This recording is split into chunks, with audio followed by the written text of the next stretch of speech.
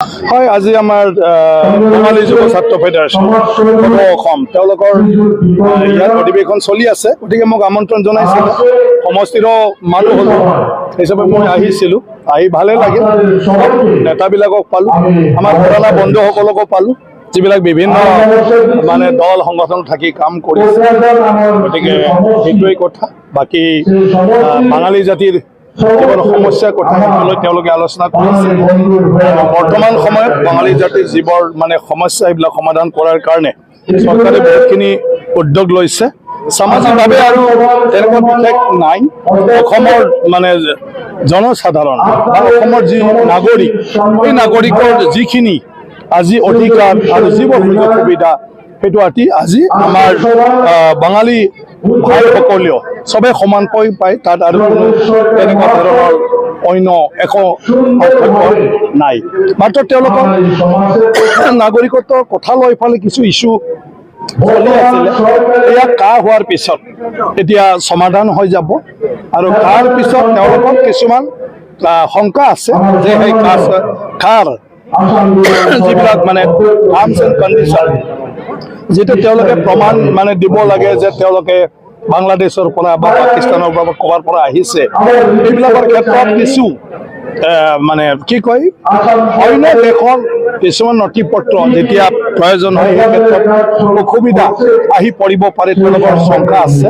বা আজি তেখেতসকলক কৈছোঁ, আপোনালোকৰ যিবোৰ বিষয়ত শংকা আছে সেইখিনি পইণ্ট লৈ পেলাই চৰকাৰৰ লগত আলোচনা কৰিলে নিশ্চয় ইয়াৰ ওপৰতো কিবা এটা মানে ব্যৱস্থা হ'ব আৰু তেতিয়া এই সমস্যা স্থায়ীভাৱে সমাধান হৈ যাব। গতিকে বথ চাইড চবে কাক লৈ শংকা কৰে যে সেইটোৰ দ্বাৰা অসমত বাহিৰৰ পৰা মানে বিদেশী প্ৰব্ৰজন হৈ থাকে।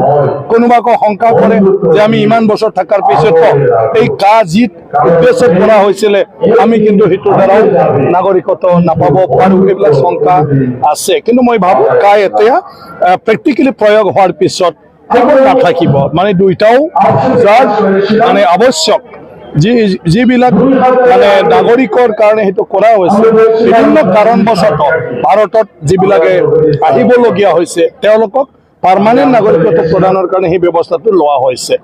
গতিকে মই ভাবোঁ সেইটোৰ ক্ষেত্ৰত আমাৰ মানে কি কয় যিটো পাৰ্পাছত সমস্যা সমাধান কৰিবলৈ গৈ আছে চৰকাৰে, নিশ্চয়কৈ সমাধান হ'ব।